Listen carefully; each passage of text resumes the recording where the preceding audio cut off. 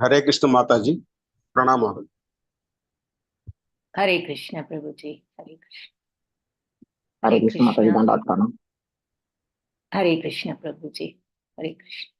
మీరు co-host प्रभु जी। हरे कृष्ण श्रीदेवी माता जी। हरे कृष्ण। हरे कृष्ण। हरे कृष्ण माता जी। हरे कृष्ण माता जी। हरे कृष्ण माता जी। हरे कृष्ण माता जी। हरे कृष्ण प्रभु जी। हरे कृष्ण। సారీ మ్యూట్ లో ఉంది, చూడలేదు.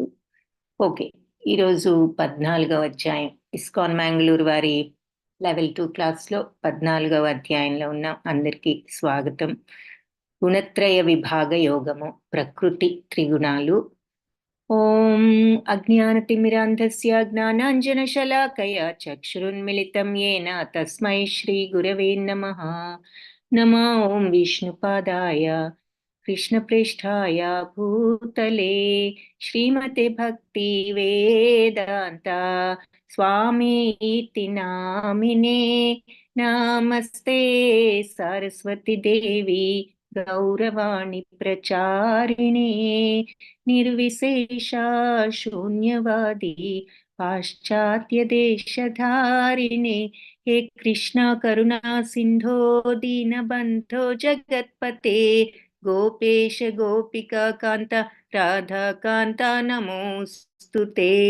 तप्त कांचन गौरांगी राधे बृंदावनेश्वरी वृषभानुसुते देवी प्रणमामि हरिप्रिये.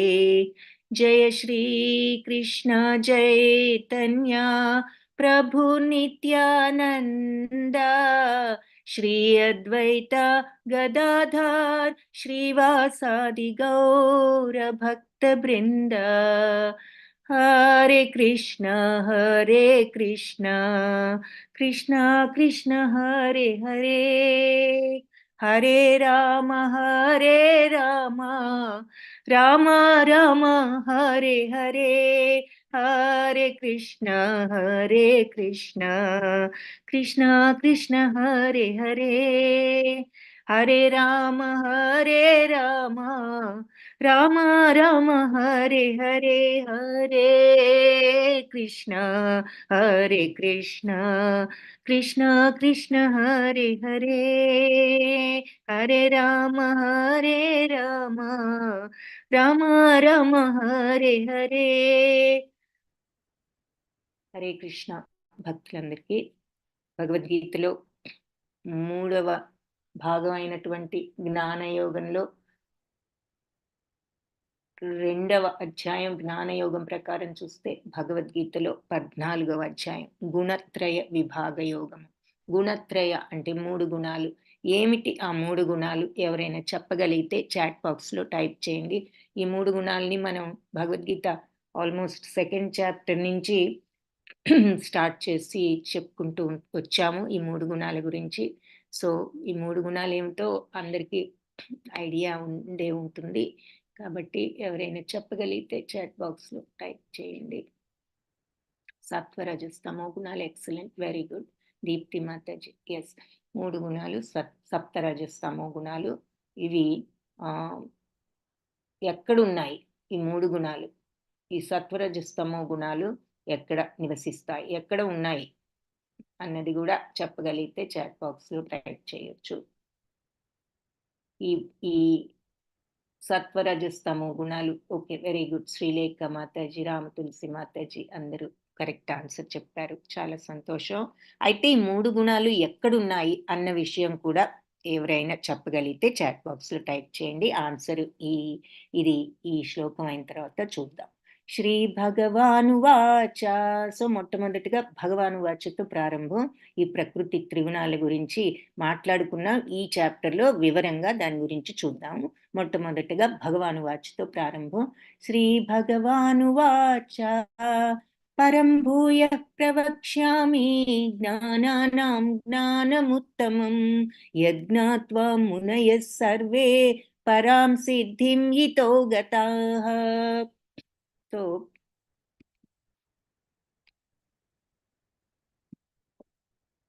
ఇది స్క్రీన్ కనిపిస్తుంది కదా అందరికి, ఈ స్క్రీన్ ఓకే. పరంభూయ ప్రవక్ష్యామి అంటే భగవంతుడు అంటున్నారు దివ్యమైనటువంటి ఈ విషయం చెప్తాను. సరే,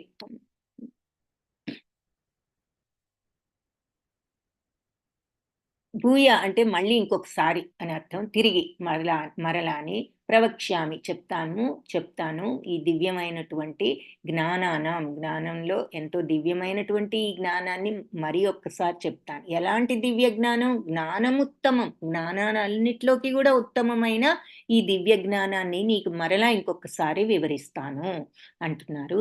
యజ్ఞాత్వ, ఇది తెలుసుకుని మునయ సర్వే, మునులందరూ కూడా పరాం సిద్ధిం, దివ్యమైన సిద్ధత్వాన్ని ఇతోగతాహ, ఈ లోకంలో పొందారు అని చెప్తున్నారు. కాబట్టి దేనిని తెలుసుకుని మునులందరూ పరమ సిద్ధత్వాన్ని పొందారో అలాంటి జ్ఞానాల్లో కల్లా ఉత్తమమైన ఈ దివ్య జ్ఞానాన్ని నీకు ఇప్పుడు నేను మళ్ళీ తెలియజేస్తాను. అంటే ఇంతకు ముందు కొంత చెప్పారు భగవంతుడు, ఇప్పుడు ఇంకా వివరంగా చెప్తాను అని చెప్తున్నారు. సో ఎంతో మంది మునులు మరి ఇవన్నీ కూడా తెలుసుకుని సిద్ధత్వాన్ని పొందారు అని ఈ విషయం కూడా ఇక్కడ చెప్తున్నారు. సో మన ఆన్సర్స్ ఏమొచ్చాయంటే, శ్రీలేఖ మాతాజీ ఎక్కడున్నాయి గుణాలంటే ఇంద్రియాలలో ఉన్నాయి, మనస్సులో ఉంది అని చెప్తున్నారు. అయితే గుణాలు ఎక్కడున్నాయి అన్నది, గుణాలు మన స్వభావం అలవర్చుకుంటాము, కాకపోతే ఒక రకంగా కరెక్టే. కానీ ఈ ప్రకృతిలో ఉన్న త్రిగుణాలు అని చెప్పుకుంటూ ఉన్నాం కదా, దాని ఈ చాప్టర్ పేరే ఏం చెప్పారు? ప్రకృతి త్రిగుణాలు అని మనం బిగినింగ్ లో చూసాం. చాప్టర్ పేరే ప్రకృతి త్రిగుణాలు. అంటే ఈ ప్రకృతి యొక్క తత్వమే మరి ఈ త్రిగుణాలు. కాబట్టి ఈ ప్రకృతి వ్యక్తమైనప్పుడు, అంటే మనకి భౌతిక విశ్వంగా కళ్ళ ముందు కనిపిస్తున్నప్పుడు, ఇది త్రిగుణాల రూపంలో సత్వరజస్, అంటే దానికి రూపం లేదు, బట్ సత్వరజస్ తమో గుణాలుగా ఈ ప్రపంచం అంతా వ్యాప్తి చెంది ఉంటుంది. ఈ ప్రపంచంలోకి వచ్చిన ప్రతి వాళ్ళు కూడా ఈ గుణాలను అలవర్చుకుంటూ ఉంటారు అని దాని అర్థం అన్నమాట. ప్రకృతిలో ఉన్న ఈ త్రిగుణాలు, ఇవి ప్రకృతి యొక్క లక్షణాలు అంటే ప్రకృతి యొక్క లక్షణాలు అంటే మళ్ళీ ప్రకృతికి అది భగవంతుడి శక్తియే ప్రకృతి. అయితే ఆయన ఈ భౌతిక ప్రకృతికి అతీతుడు. ఆయన యొక్క బాహ్య శక్తి. అయితే ఆ బాహ్య శక్తిలో ఈ సత్వరజస్తమో గుణాలు ఇమిడి ఉన్నాయి. అయితే అవి ఎప్పుడు వ్యక్తమవుతున్నాయంటే ఈ ప్రపంచం విశ్వం ఉన్నప్పుడు అవి ఈ విశ్వం అంతా వ్యాప్తి చెంది ఉంటున్నాయి. ఈ విశ్వంలోకి ఎవరు వస్తే, మనబోటి వాళ్ళు ఎవరు వచ్చినా మనందరం ఈ సత్వరజస్తమో గుణాలను అలవర్చుకుంటాం. అయితే ఇది విశ్వ వ్యక్తీకరణ లేనప్పుడు, అంటే విశ్వం విలీనం అయిపోయినప్పుడు కొంత టైంలో ఈ విశ్వం అనేది ఉండదు. మనం ఇది 11th చాప్టర్ లో కూడా చూసాం. విశ్వరూపం ఎప్పుడు ఉంటుంది అంటే ఈ విశ్వం ఉన్నప్పుడే భగవంతుడి విశ్వరూపం ఉంటుంది. మరి అంతే కదా, విశ్వమే దాని పేరే, ఆయన పేరే మనం ఆ రూపానికి ఏం పేరు ఇచ్చాం? విశ్వరూపము. అంటే విశ్వం ఉన్నప్పుడు భగవంతుడి, అంతా భగవంతుడి యొక్క వ్యక్తీకరణే కాబట్టి, అంతటా ఆయనే ఉన్నారు కాబట్టి ఆ విశ్వం ఉన్నప్పుడు ఆయన విశ్వరూపంలో ఉంటారు. విశ్వం లేనప్పుడు ఆ విశ్వరూపం ఉండదు, భగవంతుడు ఒరిజినల్ రూపం ఉంటుంది. అలాగే ఈ ప్రకృతి విశ్వం ఉన్నప్పుడు ఈ 3 గుణాలతో నిండి ఉంటుంది. అలాగే విశ్వం లేనప్పుడు ఏమవుతుందంటే ప్రకృతి ఎక్కడికి పోదు, బాహ్య శక్తి అలాగే ఉంటుంది. కానీ ప్రకృతిలో ఈ 3 గుణాలు కనపడకుండా, అలా వ్యక్తీకరణ జరగకుండా లోపల ఉంటాయి. ఆ స్థితినే ప్రధాన అని కూడా అంటారు. కాబట్టి ఈ విశ్వ వ్యక్తీకరణ లేని సమయంలో ఉన్న ప్రకృతిలో దాగి ఉన్న ఈ 3 గుణాల్ని ఆ టైంలో ప్రధాన అంటారు. అది ఎప్పుడైతే విశ్వంగా వ్యక్తీకరణ చెందుతుందో, విశ్వం ఎప్పుడైతే పుడుతుందో ఈ జగత్తు, అప్పుడు ఈ సత్వరజస్తమో గుణాలుగా ఈ విశ్వం అంతా వ్యాపించి కనపడకుండా ఉంటూ, మనబోటి వాళ్ళం ఎవరు ఈ ప్రపంచంలోకి వచ్చినా మనందరం కూడా ఆ గుణాలకు బానిసలై అలవర్చుకునేటట్లుగా ఆ గుణాలు ఉంటాయి. సో ఎక్కడున్నాయంటే ఇది భౌతిక ప్రకృతిలో ఇమిడి ఉన్నాయి ఈ 3. విశ్వం ఉన్నప్పుడు సత్వరజస్తమో గుణాలుగా విశ్వం అంతా కనపడకుండా ఉన్నాయి. విశ్వం లేనప్పుడు లోపల ప్రధాన అనే పేరుతో అంటే ఆ స్థితిని ప్రధాన అంటారు. విశ్వం లేనప్పుడు ప్రకృతిలో కనపడకుండా ఉన్న ఈ లక్షణాలు, ఈ 3 గుణాలు. సో అది మనం తెలుసుకోవాల్సిన విషయం ముఖ్యమైనది. మీరు నెక్స్ట్ క్లాస్లో భక్తి శాస్త్రికి వెళ్ళినా ఇది తెలుసుకోవాల్సి ఉంటుంది. మనకు యాక్చువల్లీ ఈవెన్ 18 డేస్ క్లాస్లో కూడా ఒక్కొక్కసారి ప్రధాన అంటే అర్థం ఏమిటనే మాట వస్తుంది, భాష్యంలో ఉంటుంది. మన భాగవతం క్లాస్లో కూడా ఇక్కడ కూడా ఉంటుంది. సో సత్వగుణ జ్ఞానం కలిగినది, రజో కామ మోహ గుణాలు, తమో జ్ఞానం కలిగి ఉండడం కరెక్ట్. ఇది ఎక్కడున్నాయన్న ప్రశ్న, నెక్స్ట్ ప్రశ్న మనం అడిగింది ఏమిటి అంటే ఎక్కడున్నాయి ఈ గుణాలు? రామ్మోహన్ ప్రభుజీ 24 ఎలిమెంట్స్లో ఉన్నాయి అంటున్నారు. 24 ఎలిమెంట్స్లో అవ్యక్తము అని ఒక లాస్ట్ ఎలిమెంట్ చూసాం. అది ఏమిటి అంటే సత్వరజస్తమో గుణాలతో కూడుకున్నటువంటి స్వభావము అని చూసాం. సో ఆ రకంగా అది కరెక్ట్ అయినా ఒరిజినల్గా అసలు ఇవి ఎక్కడి నుంచి ఉద్భవించాయి, అసలు ఇవి అది మనం అలవర్చుకున్నది. గుణాలు మన శరీరం ఉన్నప్పుడు మనం అలవర్చుకుంటాం, ఆ శరీరం పోయినప్పుడు అవి పోతాయి. కానీ ఇది ప్రకృతి యొక్క విభాగాలు, ప్రకృతి పార్ట్ ఆఫ్ ద నేచర్ అన్నమాట. అది ఇక్కడ పాయింట్. మీరు తెలుసుకోవాల్సిన విషయం ఏమిటి అంటే ఎవరైనా మిమ్మల్ని సత్వరజస్తమో గుణాలు అనేవి ఎక్కడుంటాయి అంటే ప్రకృతిలో ఉంటాయి. జగమే మాయ అంటాం. మాయ అంటే ఏమిటి? సత్వరజస్తమో గుణాలే మాయ. కళ్ళ ముందు అన్ని కనపడుతుంటే మాయ అంటారేమిటి అని మనకు డౌట్ వస్తుంది. మాయ అంటే ఏమిటి అంటే ఈ ప్రపంచంలోకి వచ్చిన ప్రతి వాళ్ళం మన యొక్క ఆత్మ యొక్క దివ్యత్వాన్ని మర్చిపోయి ఈ మాయలో పడిపోయి ఇదే రియల్ అనుకుంటున్నాం కదా. మరి ఆ ఆధ్యాత్మికతని మర్చిపోయి ఆ ఆత్మలోని సచ్చితానంద తత్వం, భగవతత్వం ఉంది, ఆయన అంశ కాబట్టి అది మర్చిపోయి మనం అందరం కూడా ఈ భౌతిక ప్రపంచపు విలువల్లోనే ఉన్నాం. కాబట్టి ఇక్కడ అందుకని విషయం ఏమిటి అంటే ఎందుకు అలా ఉన్నాం అంటే ఈ సత్వరజస్తమో గుణాలను మనమే కాదు ఎవరి ప్రపంచంలోకి వచ్చినా వాళ్ళందరినీ ఇవి ఆవహించేసి వాళ్ళ తోలు బొమ్మలు ఆటలాడిస్తున్నాయి అన్నది మనం చూస్తాం ఇక్కడ భగవద్గీతలో. కాబట్టి మరి మనం భగవంతుణ్ణి మన ఆత్మను తెలుసుకోవాలి అంటే ఎలా అంటే ఈ సత్వరజస్తమో గుణాలకు అతీతంగా శుద్ధ సత్వ గుణంలోకి వెళ్ళినప్పుడు ఆ ప్యూర్ డివైన్ స్టేజ్ని, 3 గుణాలు లేనటువంటి ఆ కంప్లీట్ ప్యూర్ స్టేజ్నే మరి శుద్ధ సత్వం అని అంటారు. అది భగవంతుణ్ణి అలా భగవత్ ప్రేమను, భగవత్ ప్రీత్యర్థం పనులు చేసినప్పుడు మనం భగవంతుణ్ణి ఈ రకంగా జపించినప్పుడు ఆ స్టేజ్కి మెల్లగా రాగలుగుతాము అని చెప్తున్నారు. సో అక్కడ ఎనీవే ఇప్పుడు క్వశ్చన్ ఏమిటి అంటే ఆన్సర్ దానికి ఎక్కడున్నాయి అంటే ప్రకృతిలో ఉన్నాయి. మన 24 ఎలిమెంట్స్ అంటే ఏమిటి? మన క్షేత్రంలో ఉన్న ఎలిమెంట్స్ అంటే మన బాడీ దాన్ని అలవర్చుకుంటోంది అన్నమాట. ఈ మాయను అలవర్చుకుంటోంది అది. కానీ ఒరిజినల్గా అవి ఎక్కడుంటాయి అంటే దాని ఎఫెక్ట్కి గురి అవుతున్నాము. అవి అసలు ఎక్కడుంటాయి అంటే అవి భౌతిక ప్రకృతి శక్తిలో ఒక భాగము, అంటే భగవంతుడి బాహ్య శక్తిలో ఒక భాగం.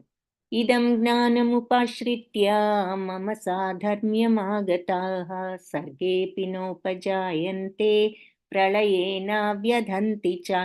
ఈ జ్ఞానాన్ని ఆశ్రయించి నా సాధర్మ్యానికి పొంది అలా నా సాధర్మ్యం అంటే నా యొక్క నాతో సమానమైన స్వభావాన్ని, అంటే ఏమిటి భగవత్ స్వభావం? సచ్చిత్తానంద తత్వం. అలాంటి తత్వాన్ని మరి ఈ జ్ఞానంతో వాళ్ళు కూడా పొందారు. ఎందుకు? ఆత్మ ఉన్నది, మన అందరిలో కూడా సచ్చిత్తానంద తత్వం ఉన్నది ఆత్మ రూపంలోనే. ఆత్మ లేకపోతే అసలు ఈ శరీరమే పనిచేయదు. కానీ మనం కోరికని ముసుగు కప్పి ఉండటం వల్ల ఆత్మకి మనం ఆత్మ యొక్క ప్యూర్ నేచర్ని, ఆ శుద్ధ తత్వాన్ని చూడలేకపోతున్నాము, ఆ దివ్యతత్వాన్ని. కాబట్టి ఈ జ్ఞానాన్ని ఆశ్రయించిన వాళ్ళు నా యొక్క స్వభావాన్ని అంటే ఆ సచ్చిత్తానంద తత్వాన్ని పొందుతున్నారు. పొంది సర్గేపి అంటే సృష్టిలో ఉపజాయంతే మళ్ళీ పుట్టరు. సో ఇలాంటి జ్ఞానాన్ని పొందితే ఏమవుతుంది? మళ్ళీ సృష్టి సమయంలో జన్మించరు. ప్రళయే నా వ్యధంతి, ప్రళయ సమయంలో వ్యధ చెందరు. అంటే కూడా సృష్టి సమయంలో వాళ్ళు పుట్టరు, ప్రళయ సమయంలో నాశనం అవ్వరు కూడాను అని చెప్తున్నారు. అంటే దాని అర్థం ఏమిటి? మళ్ళీ వాళ్ళు ఇక జనన మరణాలు వాళ్లకు లేవు, అంటే వాళ్లకు ముక్తి వచ్చింది, అంటే వాళ్ళు భగవంతుణ్ణి చేరుకోగలిగారు అని అర్థం. కాబట్టి ఈ జ్ఞానాన్ని స్థిరంగా ఆశ్రయించడం ద్వారా మనిషి నా దివ్యత్వం లాంటి దివ్యత్వాన్ని పొందగలడు. ఆ విధంగా ప్రతిష్ఠితుడై అతడు సృష్టి సమయంలో మళ్ళీ జన్మించడు, ప్రళయ సమయంలో వ్యాధి చెందడు అని చెప్పి చెప్తున్నారు. కాబట్టి భగవంతుడి యొక్క గుణాన్ని మనం కూడా పొంది, అంటే ఆయన సచ్చిత్తానంద తత్వాన్ని మనం పొంది జన్మ మృత్యు పరంపర నుంచి విముక్తి వస్తుంది. అది ఇక అని చెప్పి చెప్తున్నారు. సో ఆధ్యాత్మిక జగత్తులో దివ్యలోకాలను చేరిన ఇలాంటి ముక్తాత్ములు భగవంతుడి యొక్క దివ్య ప్రేమ సేవలో ఉండి ఆ భగవంతుని పాదపద్మాలను సదా దర్శింపగోరుతారని వేదాల్లో చెప్పారు. కాబట్టి ముక్తిని పొందిన తర్వాత కూడా భక్తులు వాళ్ళ నిజస్వరూపాన్ని కోల్పోరు. అంటే నిజస్వరూపం అంటే ఆత్మ, ఈ బాడీ కాదు. సో వాళ్ళు ఆత్మరూపంలో భగవంతుడి దగ్గరే ఉంటారు అని చెప్పి చెప్తున్నారు. ఈ భౌతిక జగత్తులో మనం సంపాదించే జ్ఞానం అంతా కూడా ఈ త్రిగుణాలతో మలినమైపోయి ఉంటుంది. మనం ఈ త్రిగుణాలతో కాబట్టి మనం ఈ జగత్తులో నేర్చుకునేదంతా కూడా త్రిగుణాలతో మలినమైనటువంటి జ్ఞానం. ఈ త్రిగుణాలతో మలిన పడకుండా ఉండే జ్ఞానమే నిజమైన ఆధ్యాత్మిక జ్ఞానం. సో మనం ఏవేవో నేర్చుకుని మనం ఎంతో జ్ఞానం నేర్చుకున్నాం అనుకుంటాము, కానీ వాటన్నిటిలో కూడా త్రిగుణాల మహత్యం ఉంటుంది. త్రిగుణాలతో కనెక్షన్ లేకుండా ప్యూర్గా ఉన్న జ్ఞానమే ఆధ్యాత్మిక జ్ఞానం. అది ఎలాంటి జ్ఞానం అంటే మరి సచ్చిత్తానంద తత్వానికి మనల్ని తీసుకువెళ్ళే జ్ఞానము. ఏమిటా సచ్చిత్తానంద తత్వం? భగవత్ తత్వానికి తీసుకువెళ్ళే జ్ఞానం. భగవంతుడి యొక్క స్వభావం ఎలాంటిదో అలాంటి స్వభావం పొందే జ్ఞానం అన్నమాట. అలాంటి దివ్యమైనటువంటి ఆధ్యాత్మిక జ్ఞానంలో స్థితులైనంతనే మరి మనిషి అప్పుడు భగవంతుడితో సమాన స్థాయిలో ఉంటాడు. సమాన స్థాయి అంటే అక్కడ మనమేదో అంత గొప్పని కాదు, కానీ ఆ ప్యూర్ నేచర్ని భగవంతుడికున్న ఆయన ఎంత శుద్ధతత్వం, భగవంతుడు ఎంత దివ్యతత్వం, ఆయన నథింగ్ బట్ ప్యూరిటీ భగవంతుడు. ఆ ప్యూర్ తత్వాన్ని మనం కూడా అలవర్చుకోగలుగుతాము, ఆ ప్యూరిటీని అని చెప్తున్నారు. కాబట్టి ఆధ్యాత్మిక జగత్తులో సో భగవంతుడి యొక్క సమాన తత్వాన్ని మనం తెచ్చుకోగలుగుతాం. ఈ జగత్తులో మరి జ్ఞానం లేనటువంటి వాళ్ళు భౌతిక కర్మల నుంచి ముక్తి పొందిన తర్వాత ఇంకా ఆత్మ ఉండదని కొంతమంది అంటూ ఉంటారు. కానీ నిజానికి ఈ భౌతిక జగత్తులో మరి వైవిధ్యం ఉన్నట్లు, డిఫరెన్సెస్ ఉన్నట్టు ఆధ్యాత్మిక జగత్తులు కూడా ఉన్నాయి అని చెప్పి అంటున్నారు. ఎందుకంటే ముక్తి పొందిన తర్వాత ఆధ్యాత్మిక జగత్తులో ఆధ్యాత్మిక రూపాన్ని పొందుతాం. అలాంటి ఆధ్యాత్మిక జగత్తులో ఎన్నో ఆధ్యాత్మిక పనులు ఉంటూ ఉంటాయి. ఏమిటి? అక్కడ ఆధ్యాత్మిక స్థితి భక్తిమయ జీవనము. అలాంటి ఆధ్యాత్మిక స్థితి గుణరహితం. ప్రతి ఒక్కరూ కూడా అక్కడ భగవంతుడి యొక్క గుణరీతిని సమానమై ఉంటారు అని చెప్పబడింది. సో అక్కడ ఉన్న వాళ్ళంతా ప్యూరే. భగవంతుడి ప్యూరిటీ ఎలాంటిదో వాళ్ళకు కూడా ఆ ప్యూరిటీ వచ్చింది కాబట్టి వాళ్ళకి అక్కడ ఉండే అర్హత వచ్చింది. అలాంటి జ్ఞాన సముపార్జనకు మనిషి ఆధ్యాత్మిక గుణాలను వృద్ధి చేసుకోవాలి. అవి వృద్ధి చేసుకున్నప్పుడే ఈ ప్యూరిటీ అనే జ్ఞాన సముపార్జన వస్తుంది. సో జ్ఞానం అంటే ఏమిటి అంటే ప్యూరిటీ. అది ఎప్పుడు వస్తుంది? నువ్వు ఈ సత్వరజస్తమో గుణాలతో మలినం కాకుండా నువ్వు ఎప్పుడైతే ఆ శుద్ధతత్వాన్ని, ఆ దివ్యమైనటువంటి ప్యూర్ నేచర్ని నువ్వు తెచ్చుకోగలుగుతావో, అంటే ద్వంద్వాలకు అతీతం. చూసాం వాళ్ళ లక్షణాలు ఎలా ఉంటాయని చెప్పి 12th చాప్టర్లో భక్తితో ఆ స్టేజ్కి వెళ్ళినప్పుడు. అంటే ప్రేమతత్వం భగవంతుడిది ఏమిటి? ప్యూర్ ప్రేమ, ఆయన నిస్వార్థ ప్రేమ. ఆయనకి అందరి పట్ల కూడా ఆ ప్యూరిటీ ఏమిటి అంటే అది ప్రేమ. ఆయనకి జలసీలు, ఈర్ష్యలు, ఈ సింపుల్ మాటల్లో మనకు అర్థం అవ్వాలంటే విషయం, సెల్ఫిష్నెస్ ఇలాంటివి ఏమీ లేనటువంటి దివ్యమైనటువంటి ప్రేమతత్వం. కాబట్టి ఆ ప్యూర్ నేచర్ని మనం కూడా మరి అందుకే ఈ ద్వంద్వాలకు అతీతం అంటే కోపాలు లేకుండా, తాపాలు లేకుండా, సుఖమైన దుఃఖమైన, కష్టమైన, లాభమైన నష్టమైన, శత్రువు అనేవాడు లేడు, మిత్రుడు అనేవాడు లేదు. నువ్వు రోడ్డు మీద ఉన్నా ఒకటే, నీకు పెద్ద భవంతిలో ఉన్నా ఒకటే, ఏదైనా ఒకటే అనేటటువంటి తత్వ. ఏది కూడా నిన్నెవరైనా నిందించినా నీకు బాధ లేదు, నిన్నెవరైనా పొగిడితే నీకు గర్వం లేదు, నిన్నెవరైనా దూషించినా నీకు బాధ లేదు, నిన్నెవరైనా సన్మానించినా నీకు అదే ఏ రకమైనటువంటి గర్వం కానీ, ఆనందం కానీ, ఉబ్బిపోవడం కానీ లేదు. ఏదైనా సమస్థితిలో నువ్వు ఒకే రకంగా ఉండగలుగుతున్నావు. ఎందుకు అంటే నీకు ఈ సత్వరజస్తమో గుణాల మాలిన్యాన్ని వదులుచుకున్నావు కాబట్టి. నువ్వు ద్వంద్వాలకు అతీతంగా వెళ్ళావు అంటే సత్వరజస్తమో గుణాల ఎఫెక్ట్ నుంచి నువ్వు బయటపడి ఆ ప్యూర్ నేచర్‌లోకి వెళ్ళావు. అది భగవంతుడి యొక్క ఆయన అంటారు, నాకు కావాల్సింది ఏదీ లేదు. నాకు నాకు లేనిది ఏదీ లేదు. కానీ నేను ఎప్పుడు నా కర్మలు చేస్తూనే ఉన్నాను. మరి ఈ సృష్టిని స్థితి, లయ మరి పోషించడం అన్నీ చేస్తున్నారు. ఎందుకు? నా బాధ్యత నేను చేస్తున్నాను. నాకేదో కావాలని గాదు, నాకేదో అవసరమయ్యి కాదు అని. అలాగే మనం కూడా మన కర్తవ్యాలను మనం ఆ రకంగా చేస్తూ, మనం ఈ సమతత్వంతో ఉంటే మరి మనకు ఆ శుద్ధత్వ స్టేజి, ఆ జ్ఞానము వస్తుంది అని చెప్తారు. మనం చూస్తూ వచ్చాము భగవద్గీతలో. మమ యోనిర్మహద్బ్రహ్మ తస్మిన్ గర్భం దధామ్యహం సంభవః సర్వభూతానాం తతో భవతి భారత. సో నా యొక్క యోని జనన మూలం మహద్ అంటే ఈ మహత్తత్వం బ్రహ్మము. తస్మిన్ గర్భం దాని యొక్క గర్భంలో దధామి సృష్టిస్తాను అహం నేను. సంభవ సర్వభూతానాం అన్ని జీవరాశుల యొక్క సంభవం అంటే పుట్టడాన్ని లేకపోతే అవి సృష్టింపబడటం ఆ రకంగా తత అంతటా భవతి జరుగుతుంది భరతవంశస్థుడా. అంటే బ్రహ్మం అని పిలువబడే ఈ మహత్తత్వం ఈ సమస్త జనానికి కూడా ఆధారం. ఇంతమంది ఇప్పుడు రకరకాల జనం అంటే మనుషులే కాదు, ఎన్నో జీవులు ఉన్నాయి కదా మరి మన ఈ విశ్వంలో. వాటన్నిటికి కూడా ఆధారం ఏమిటి అంటే బ్రహ్మము. ఆ బ్రహ్మం అని పిలుస్తున్నారు. అసలు దాని పేరేమిటి అంటే మహత్తత్వం. ఆ మహత్తత్వమే బ్రహ్మం అని పిలిచే ఈ మహత్తత్వమే ఈ మొత్తం జగత్తుకి కూడా ఆధారం. ఆధారం అంటే ఏమిటి? ఇది క్రియేట్ అవటానికి కారణం. కాబట్టి అన్ని జీవుల జన్మను సంభవింపజేస్తూ నేనే ఆ బ్రహ్మంలో బీజ ప్రదానం చేస్తున్నాను అని చెప్పి ఈ శ్లోకంలో చెప్తున్నారు. అది ఇక్కడ చిత్రం చూద్దాం. సో ఈ జ్ఞానాన్ని ఆశ్రయించి వీళ్ళు అందరూ ముక్తి మళ్ళీ సృష్టి సమయంలో జన్మించరు, ప్రళయ సమయంలో నశింపరు, ఆ రకంగా జనన మరణ చక్రం నుంచి బయటపడతారు అంటే ఆధ్యాత్మిక ప్రపంచానికి వెళ్తారు అని చెప్పుకున్నాం. కాబట్టి ఇక్కడ ఆధ్యాత్మిక ప్రపంచాన్ని మనకి చూపిస్తున్నారు. తర్వాత మరి ఈ బ్రహ్మం అనే మహత్తత్వం అందరి యొక్క క్రియేషన్కి, ఈ విశ్వ క్రియేషన్కి కారణం ఏమిటంటే మహత్తత్వం అనబడే ఈ బ్రహ్మం. ఈ ప్రాణులందరి జననాలను సాధ్యం చేసే విధంగా ఈ బ్రహ్మంలో నేనే బీజ ప్రదానం చేస్తాను అని చెప్తున్నారు. సో ఇక్కడ భగవంతుడు మరి కారణోదక సాయి విష్ణువుగా ఆ గోలోక చాట్లో చూస్తే మనకు కనిపిస్తుంది ఆ కారణోదక సముద్రంలో. ఆ తర్వాత ఆయన ఇది ఇక్కడ మనకు కనిపించేది గర్భోదక సాయి విష్ణు. ఎందుకంటే ఈయన గర్భోదక సముద్రంలో ఉన్నారు.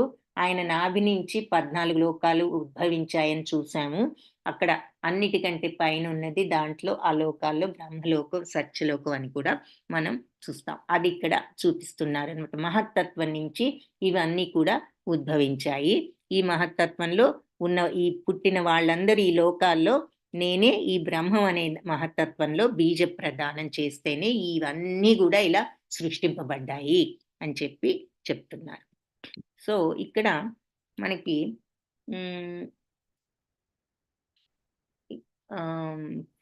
ఐ థింక్ 27 శ్లోకాస్ ఉన్నాయి.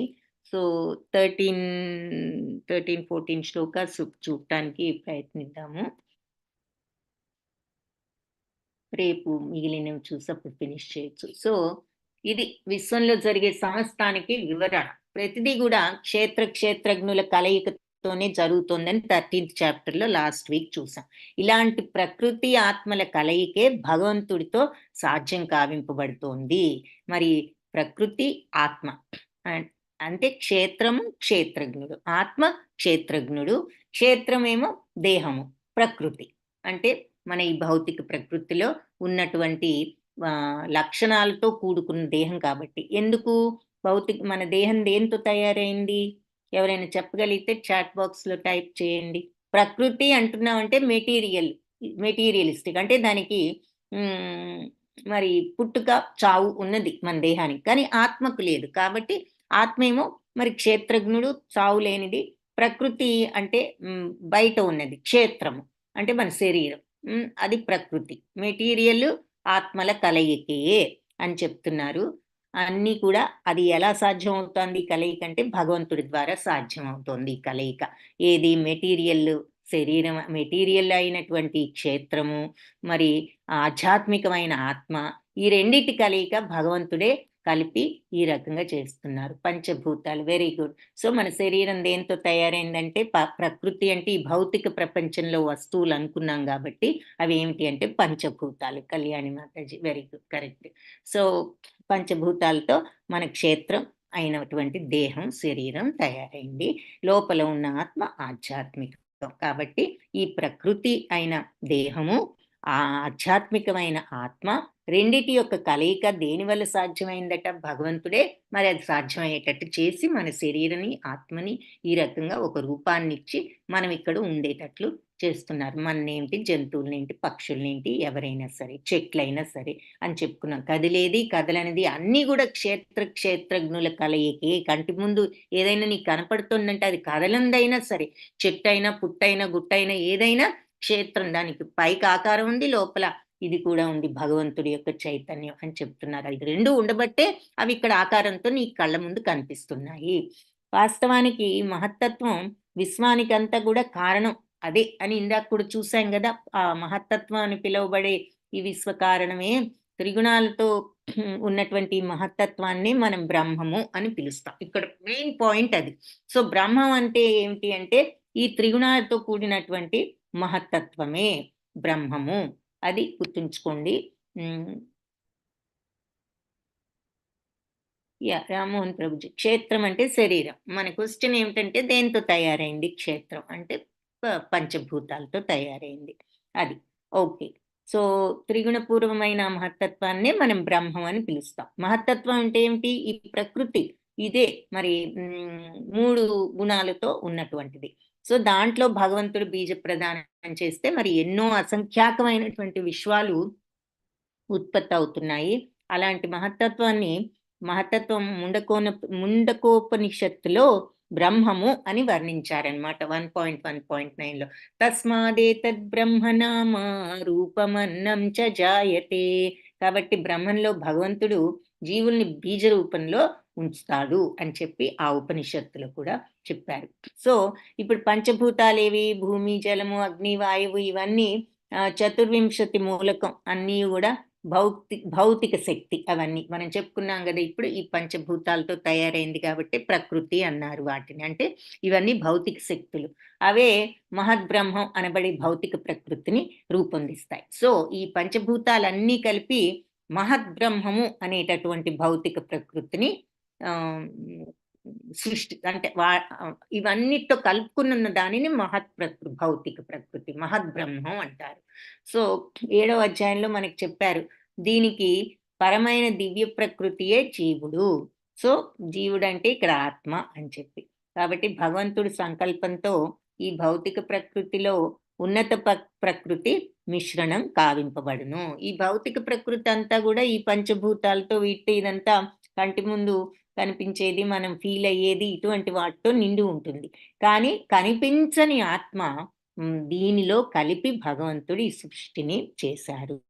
అందరిలో మరి ఆయన ఆత్మ రూపంలో ఉంటూ ఆ తర్వాత ఈ జీవులందరూ ఈ భౌతిక ప్రకృతిలో ఈ మిశ్రణం భగవంతుడు చేసిన తర్వాత వాళ్ళు ఈ ఆత్మతోనూ ఈ భౌతిక ప్రపంచంలోని భౌతిక ప్రపంచపు అంశాలైనటువంటి పంచభూతాలతో శరీరాన్ని, భగవంతుడి అంశమైన ఆత్మను రెండింటినీ కలుపుకుని ఆ భగవంతుడి సృష్టి జరిపిన తర్వాత ఈ రకంగా ఇక్కడ పుడుతూ ఉంటారు అని చెప్పి చెప్తున్నారు. ఇక్కడ ఒక ఎగ్జాంపుల్ చెప్పారు. తేలు ఎప్పుడు కూడా బియ్యంలో గుడ్లు పెడుతూ ఉంటుందంట. అందుకని తేలు బియ్యం నుంచే వచ్చిందని చెప్పి అంటూ ఉంటారు. కానీ నిజానికి తేలు జన్మించడానికి బియ్యం కారణం కాదు. బియ్యంలో తేలు గుడ్డు పెట్టబట్టి అవి వచ్చాయి. అంతేగాని బియ్యంలో నుంచి తేలు రావడం అనేది కరెక్ట్ కాదు. అలాగే భౌతిక ప్రకృతి కూడా జీవుల జన్మకు కారణం కాదు. మనందరం కూడా ఈ ప్రకృతిలో పుట్టినా కూడా ఇక్కడికి వచ్చి జన్మకు కారణం ఏమిటి అంటే భగవంతుడే నిజమైనటువంటి బీజాన్ని ఇచ్చింది. ఆయన ఇచ్చి ఈ భౌతిక ప్రకృతి లక్షణాలైనటువంటి పంచభూతాలతో బాడీ ఇచ్చి లోపల తన అంశమైనటువంటి ఆత్మనిచ్చి ఈ కలయిక మిశ్రమం కూడా చేశారు ఆయన ఈ రెండింటిని. బయట క్షేత్రాన్ని ఈ క్షేత్రజ్ఞుణ్ణి కూడా మిక్స్ చేయబట్టి ఇది నిజంగా మనకి ఈ బీజం అనేది వచ్చింది అని చెప్తున్నారు. అంతేగాని వాళ్ళు ప్రకృతి ఫలాలుగా కనిపిస్తున్నారు. అంతేగాని ప్రకృతి వల్ల మనం పుట్టలేదు. భగవంతుడే ఈ రకంగా రెండింటిని కలిపి సృష్టించారు. ఈ విధంగా అన్ని జీవులు కూడా వాళ్ళ పూర్వజన్మలను అనుసరించి ప్రకృతితో సృష్టింపబడిన దేహాలను పొందుతూ ఉంటారు. ఈ ప్రకృతి దేహాలను సృష్టిస్తుంది. మరి పంచభూతాలు ఉన్నాయి కదా, మహాబ్రహ్మం అని చెప్పుకున్నాం కదా. అందుకని ఆ పంచభూతాలతో బాడీ వస్తుంది. కానీ ఎలాంటి బాడీ వస్తుందంటే మన కర్మలకు అనుసరించి దానికి తగ్గ బాడీ వస్తుందని చెప్తున్నారు. తద్వారా వాళ్ళు కర్మానుసారం ఆ దేహాల్లో సుఖించడం కానీ దుఃఖించడం కానీ చేస్తూ ఉంటారు. అంటే భౌతిక జగత్తులో సర్వజీవుల జననం లేదా వ్యక్తీకరణకు భగవంతుడే కారణం అని చెప్తున్నారు. సర్వయోనిషు కౌంతేయ మూర్తయ సంభవంతి తాసాం బ్రహ్మ మహద్యోనిర్ అహం బీజప్రద పిత. సర్వయోనిషు కౌంతేయ అంటే ఆ జీవజాతులు అన్నిట్లోనూ కూడా కౌంతేయ మూర్తయ అన్ని రూపాల్లోనూ సంభవంతియ సంభవిస్తూ ఉంటారు. ఏ తాసాం బ్రహ్మ అంటే వాటన్నిటికీ కూడా బ్రహ్మ అంటే దివ్యమైన మహత్ గొప్ప, యోని అంటే అర్థం ఏమిటంటే జన్మకు మూలము, అహం నేనే, బీజప్రద బీజాన్నిచ్చే పిత తండ్రిని. కాబట్టి ఈ జీవ సముదాయాలు అంటే జీవరాశులు అన్నీ కూడా ఈ భౌతిక ప్రకృతిలో జన్మించడం ద్వారానే మరి సృష్టింపబడుతున్నాయి. అంతే కదా. ఇక్కడ మనకు ఒక ఆకారం వచ్చి మనం ఇక్కడ జన్మించడం వల్లే ఈ జీవరాశులన్నీ కూడా ఆ రకంగా సృష్టింపబడుతున్నాం మనం. కానీ అయితే వాటన్నిటికీ కూడా బీజం ఎవరు? మరి బీజ ప్రదానం చేసిన తండ్రి భగవంతుడే. ఆయనే ఆత్మను ప్రసాదించి ఈ మహత్తత్వాన్ని, ఈ మహద్బ్రహ్మాన్ని, ఏది పంచభూతాలతో కూడిన మహద్బ్రహ్మాన్ని ఇవ్వబట్టి ఆ మహద్బ్రహ్మమైన ప్రకృతి ఒక ఆకారాన్ని ఇవ్వగలిగింది. ఆ పంచభూతాలతో మనకి శరీరాన్ని ఇవ్వగలిగింది. కానీ అసలైన బీజం ఆయనే ఇచ్చారు అన్నది మనకి మళ్ళీ ఇక్కడ చెప్తున్నారనమాట. సో అది అన్ని జీవరాశులు కూడా మరి భగవంతుడు ఆయనే బీజాన్ని ఇచ్చారు. మరి ఎన్నో ఉన్నాయి, 84 లక్షల జీవరాశులు ఉన్నాయని మనం చూస్తాం. సో వాటన్నిటికీ ఇక్కడ రకరకాలు చూపిస్తున్నారు. జంతువులు, పక్షులు, చేపలు, మరి పాములు, రెప్టైల్స్, ఇవన్నీ ప్లస్ మనం అన్నీ కూడా మరి అన్నిటికీ భగవంతుడే బీజ ప్రదానం చేశాడు. ఈ శరీరాలు ఎలా వచ్చాయంటే మన కర్మలను అనుసరించి వచ్చాయి అని చెప్తూ సత్వం రజస్తం సత్వం రజస్తమాయితి గుణ ప్రకృతి సంభవా నిబధ్నంతి మహాబాహో దేహే దేహినమవ్యయం. కాబట్టి భౌతిక ప్రకృతి సత్వరజస్తమో గుణాలనే 3 గుణాలతో ఉంటుంది. చక్కగా ఇక్కడ క్లియర్ గా భగవంతుడు ఇందాక మనం చెప్పుకున్న విషయాన్ని ఇక్కడ ఇప్పుడు క్లియర్ గా చెప్తున్నారు. ఈ భౌతిక ప్రకృతి అంటే ఎక్కడున్నాయి సత్వరజస్తమో గుణాలన్న ప్రశ్న వచ్చింది కదా, ఇందాక మనం వేసుకున్నాం ఆ ప్రశ్న. అది ఇక్కడ ఆన్సర్ చెప్తున్నారు క్లియర్ గా. భౌతిక ప్రకృతి సత్వ రజస్తమో అనే 3 గుణాలతో కలిగి ఉంటుంది. దీంట్లో ఉందన్నమాట. ఈ భౌతిక ప్రకృతిలో గుణాలు ఉన్నాయి. ఈ ప్రకృతి విశ్వం ఉన్నప్పుడు అవి 3 గుణాలుగా విశ్వం అంతట్లోనూ అంతర్లీనంగా కనపడకుండా వ్యాపించి ఉంటాయి. విశ్వం లేనప్పుడు ప్రధాన అనే రూపంలో అవి భౌతిక ప్రకృతిలో దాక్కుని ఉంటాయి, విశ్వ వ్యక్తీకరణ లేనప్పుడు. కాబట్టి శాశ్వతమైనటువంటి ఆత్మ ఈ భౌతిక ప్రకృతిలోకి వచ్చినప్పుడు ఈ గుణాలతో బందీ అవుతున్నాడు. సో ఈ భౌతిక ప్రకృతిలో ఈ 3 గుణాలు ఉంటూ శాశ్వతమైన ఆత్మ అంటే భగవంతుడి అంశ అయిన సచ్చిత్తానందమైనటువంటి ఆత్మ ఈ ప్రకృతిలోకి వచ్చేసరికి ఈ 3 గుణాలు బంధించి పారేసి అలా ఈ బాడీలో బంధిస్తున్నాయి ఆత్మతత్వాన్ని అని చెప్తున్నారు అనమాట. అంటే ఆ 3 గుణాలతో మనం అలవర్చుకుని దాని యొక్క ప్యూరిటీని మనం చూడలేకపోతున్నాము. అయితే ఇక్కడ ఈ విషయం అన్నిట్లో మరి నేనే బీజ ప్రదానం చేసిన తండ్రిని ఇక్కడ ఏ జీవులైనా అన్ని రకాల జీవులు కూడా ఈ భౌతిక ప్రకృతిలో జన్మించడం చేత సృష్టింపబడుతున్నాయి. కానీ దానికి ఒరిజినల్ గా బీజాన్ని వేసిన తండ్రి నేనే. సో భగవంతుడు అన్ని జీవులకు మరి తండ్రి అని ఈ శ్లోకంలో స్పష్టంగా మనం చూస్తున్నాం. భౌతిక ప్రకృతి, ఆధ్యాత్మిక ప్రకృతి యొక్క సంయోగం, కలయిక లాంటి వాళ్ళం అన్నమాట మనం. అంటే ఆధ్యాత్మిక ప్రకృతి ఏమిటి? మన ఆత్మ. భౌతిక ప్రకృతి ఏమిటి? మన శరీరము. శరీరం పంచభూతాలతో తయారైంది. పంచభూతాలు ఈ భౌతిక ప్రకృతిలో పార్ట్ కాబట్టి. సో అన్నీ కూడా ఈ రెండిటి యొక్క సంయోగమే అని మనం 13th చాప్టర్లో కూడా చూసాం. ఏదైనా ఈ భౌతిక ప్రకృతిలో క్షేత్రజ్ఞుల కలయిక ఎలా జరిగిందంటే భగవంతుడు ఈ బీజ ప్రదానం చేయబట్టి ప్రకృతి ఈ బాడీస్ని క్రియేట్ చేయగలుగుతుంది. కానీ ఒరిజినల్ బీజ ప్రదానం ఆత్మను సప్లై చేసింది భగవంతుడే. అట్టి జీవులు ఈ లోకంలోనే కాకుండా ప్రతి లోకంలోనూ ఉన్నారు. అత్యంత ఉన్నతమైన బ్రహ్మలోకంలో కూడా వాళ్ళు ఉన్నారు. సర్వత్రా నిలిచి ఉన్న అలాంటి జీవులు భూమిలోనూ, జలంలోనూ, అగ్నిలోనూ స్థితిని కలిగి ఉన్నారు. మరి అంతే కదా, ఏ భూమిలో ఉండే వాళ్ళు భూమిలో ఉంటే, నీటిలో ఉంటే, అగ్నిలో ఉండేవి కూడా ఉన్నాయి మరికొన్ని. ఈ ఉద్భవాలన్నిటికీ కూడా తల్లి వంటి ప్రకృతి మరియు శ్రీకృష్ణుని బీజ ప్రధానములు ఈ రెండు కారణం. సారాంశం ఏమిటి అంటే సృష్టి సమయంలో పూర్వకర్మలను అనుసరించి మన వివిధ రూపాలు పొందుతూ జీవులు భౌతిక ప్రకృతి గర్భంలో బీజ రూపంలో ఉంచబడతారు. సో భగవంతుడు భౌతిక ప్రకృతి యొక్క గర్భంలో ఈ బీజ రూపంలో మనల్ని ఏ ఆకారంలో ఉంచుతారంటే మన పూర్వ జన్మకు అనుగుణమైనటువంటి అందులో ఆ జన్మలో చేసిన కర్మలకు అనుగుణమైన ఆకారంతో మనల్ని ఈ ప్రకృతి గర్భంలో భగవంతుడు ఉంచుతారు. అప్పుడు ప్రకృతి శరీరాన్ని ఇస్తుంది అని చెప్పి క్లియర్గా ఇక్కడ చక్కగా ఎక్స్ప్లెయిన్ చేశారు. సో నెక్స్ట్ శ్లోక చూసాంగా, సత్వరజస్తమ ఇతి గుణ ప్రకృతి సంభవ నిబధ్నంతి మహాబాహో దేహే దేహినమవ్యయం. ఇక్కడ అది చూసాం. 3 గుణాలు మరి భౌతిక ప్రకృతి సత్వరజస్తమో గుణాలతో ఉంటూ శాశ్వతమైన సచ్చితానందమైన ఆత్మ ఈ ప్రకృతిలోకి వచ్చినప్పుడు ఈ గుణాలతో బందీ అవుతున్నారు అని చెప్పి ఇక్కడ మనం చూసాం. సో ఈ 3 గుణాలని ఇక్కడ మరి సత్వాన్ని ఏమో ఎల్లోతో కానీ వైట్తో కానీ చూపిస్తారు, మంచితనం కాబట్టి. రజోగుణం కోరికలు ఎక్కువ కాబట్టి అదే ఎరుపు ప్యాషన్కి గుర్తు. ప్యాషన్ అంటే విపరీతమైన కోరిక. సో అందుకని రెడ్. అజ్ఞానానికి సూచన కాబట్టి నలుపు. తమో గుణం అజ్ఞానం కాబట్టి బ్లాక్ లో చూపిస్తున్నారు. సో ఈ 3 గుణాలు ఏం చేస్తున్నాయి చూడండి, తోలు బొమ్మల ఆటలు ఆడిస్తున్నాయి మనుషుల్ని.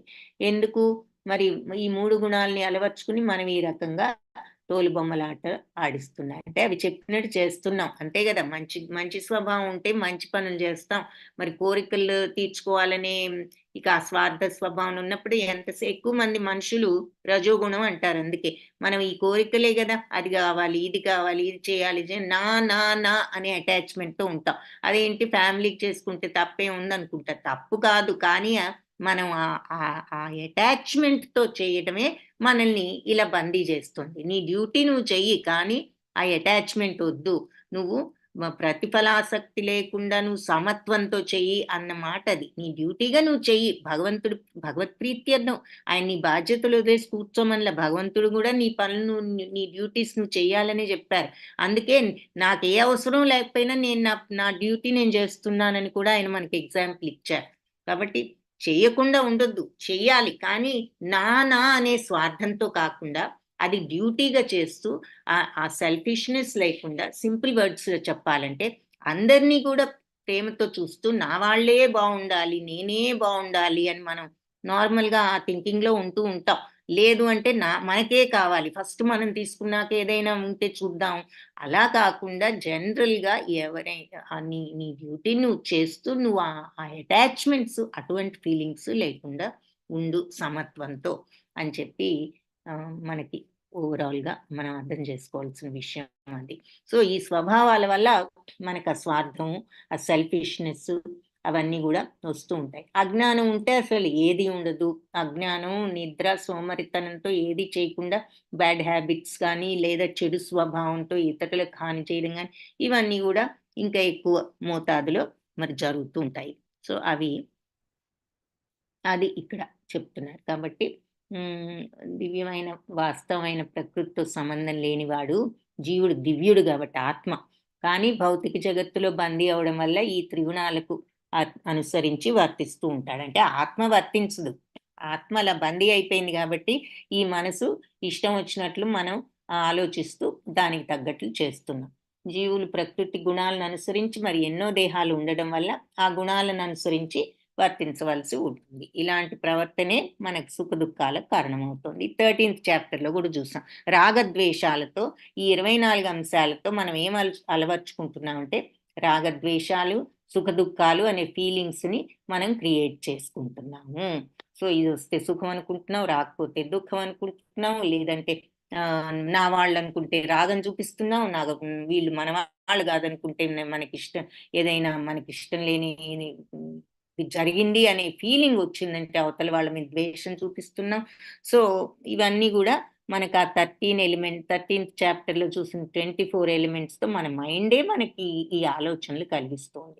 మన మనసు అది తప్పు అని మనం అనుకుంటే తప్పుగా అనిపిస్తుంది. ఏముందిలే పాపం వాళ్ళేదో వాళ్ళ పరిస్థితిని బట్టి వాళ్ళు ఏదో చేశారనుకుంటే మళ్ళీ అది మనకు అంత తప్పుగా అనిపించదు. కాబట్టి మైండే అవతల వాళ్ళ ఏదైనా తప్పుగా చూడాలన్నా ఒప్పుగా చూడాలన్నా అంతా మన మైండ్లో ఉంది, బయట కాదు ఉన్నదంతా మన మైండ్. అందుకే మన మైండ్లో మన థింకింగ్ని మార్చుకుని ముందు సద్భావన సత్ప్రవర్తనతో ఉండటం నేర్చుకుంటే మనం ఆ మార్గంలోకి వెళ్ళడం ఈజీ అవుతుంది. తత్ర సత్వం నిర్మలత్వాత్ ప్రకాశకమనామయం సుఖ సంజ్ఞేన బధ్నాతి జ్ఞాన సంజ్ఞేన చానఘా. కాబట్టి తత్వసత్వం అందులో సత్వగుణం నిర్మలత్వాన్ని సూచిస్తుంది. ప్రకాశకమనామయం అంటే ఎంతో ప్రకాశింపజేస్తుంది పవిత్రమైనది అవడం చేత. నిర్మలత్వం అంటే నిర్మలం అంటే మలం లేనిది అంటే కాలుష్యం లేనిది కాబట్టి సత్వగుణం ఈ కల్మషం లేనిది, ప్రకాశవంతం చేస్తుంది. అనామయం పాప ఫలితాలు లేనిది ఆ సత్వగుణం. సుఖ సంజ్ఞేన బధ్నాతి అయితే సౌఖ్యం అనేటటువంటి సౌఖ్యం మీద ఇష్టంతో బద్ధుల్ని చేస్తుంది. జ్ఞాన సంజ్ఞేన చ అనగా మరియు జ్ఞానం యొక్క ఇంట్రెస్ట్తో కూడా అనగా అంటే పాపరహితుడాని వాళ్ళను బందీలను చేస్తుంది. అంటే సత్వగుణం మిగిలిన 2 గుణాల కంటే కూడా పవిత్రమైనది అవడంతో ప్రకాశవంతమే మనుషుల్ని పాప ఫలితాలన్నిటి నుంచి కూడా విముక్తి చేస్తుంది సత్వగుణం. ఆ గుణ అయితే ఇంకా ముక్తి దాకా వెళ్ళరు. ఎందుకు? ఆ గుణాల్లో సుఖభావన కానీ ఆ జ్ఞాన భావన చేత కానీ బద్ధులవుతారు. అంటే నేనేదో మంచివాడిని, మంచి పనుల్లో ఉన్నాను అంటూ వాళ్ళు నేను చేస్తున్నాను, నేను ఇంత మంచి దానిలో ఉన్నానని ఎక్కడో కొంత అహంకారం, ఇంకా అది నా డ్యూటీ అని వాళ్ళు ఏ ఫీలింగ్ లేకుండా అలా ఏమంటాం మనం ఏమీ రియాక్ట్ అవ్వని వాళ్ళని అంటూ ఉంటాం కదా, వీళ్ళకేమి రియాక్షన్ లేదు అని. అట్లా వాళ్ళు ఆ రకంగా చెయ్యరు.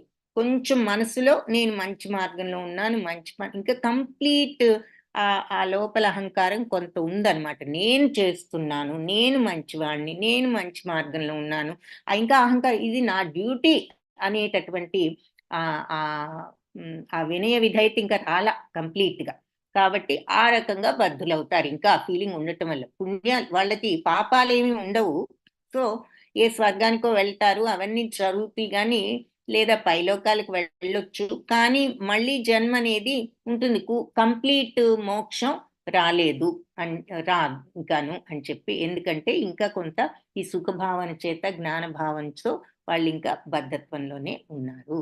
ఎందుకంటే మరి కొంతమంది ఏమో సుఖాలు అనుభవించే వాళ్ళు ఈ భౌతిక ప్రకృతిలో, కొంతమంది ఏమో పనులు చేసేవాళ్ళు, ఇంకా కొందరు నిస్సహాయులుగా ఉంటారు. మనసుకు సంబంధించిన ఇలాంటి భావాలే ప్రకృతిలో ఈ వీళ్ళు బద్ధులవటానికి కారణమవుతున్నాయి. మన మైండే కదా రకరకాలుగా మనల్ని పనులు చేయిస్తోంది.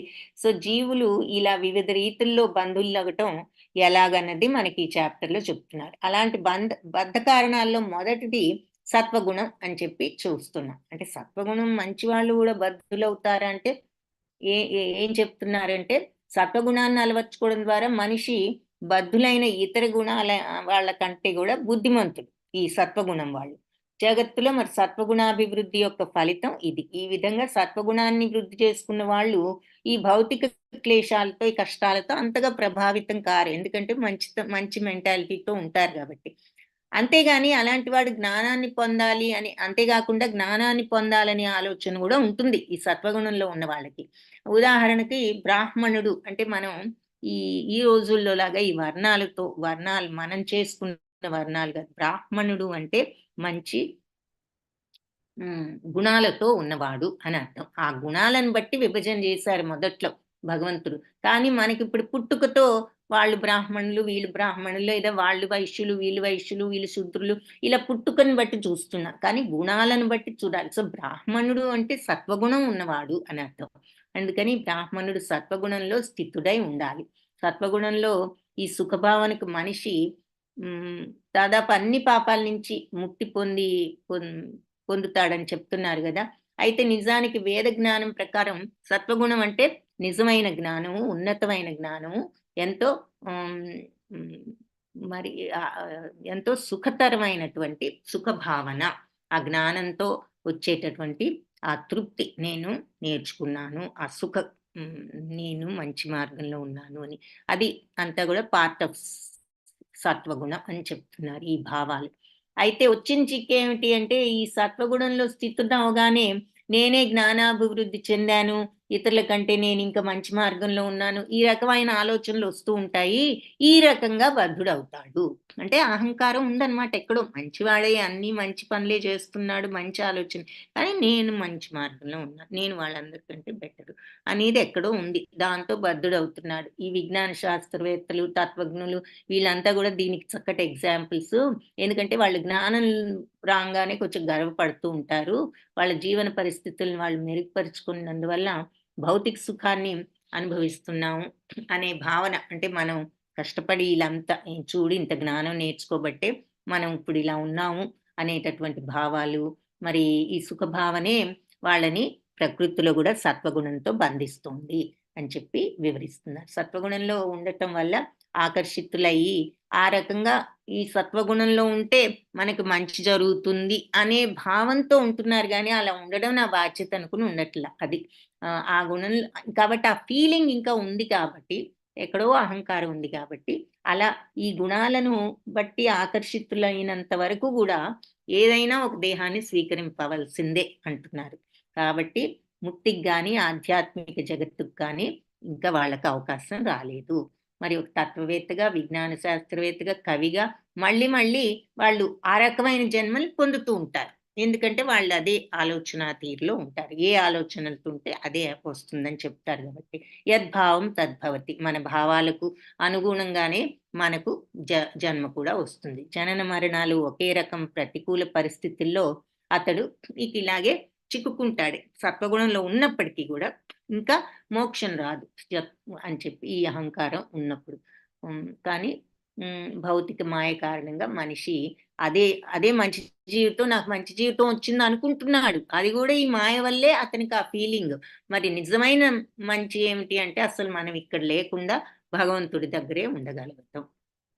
రజో రాగాత్మకం విద్ధి తృష్ణా సంజ్ఞ సముద్భవం తన్నిబధ్నాతి కౌంతేయ కర్మ సంజ్ఞేన దేహినం. సో రజోగుణం రాగాత్మకం, కామం నుంచి పుట్టింది అని విద్ధి తెలుసుకో. తృష్ణ ఆశ, సంగ సముద్భవం అంటే సంపర్కంతో పుట్టింది ఆశ.